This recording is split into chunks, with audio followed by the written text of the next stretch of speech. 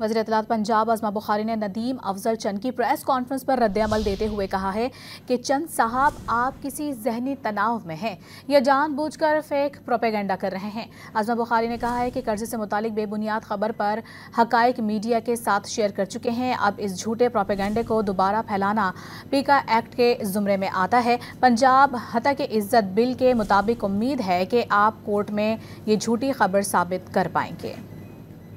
वज़ीर इत्तलात पंजाब आज़मा बुखारी ने नदीम अफजल चंद की प्रेस कॉन्फ्रेंस पर रद्द-ए-अमल देते हुए कहा है कि चंद साहब आप किसी जहनी तनाव में हैं या जानबूझकर फेक प्रोपेगेंडा कर रहे हैं। आज़मा बुखारी ने कहा है कि कर्जे से मुतालिक बेबुनियाद खबर पर हकाइक मीडिया के साथ शेयर कर चुके हैं। अब इस झूठे प्रोपेगेंडे को दोबारा फैलाना पीका एक्ट के जुमरे में आता है। पंजाब हतक इज्जत बिल के मुताबिक उम्मीद है कि आप कोर्ट में ये झूठी खबर साबित कर पाएंगे।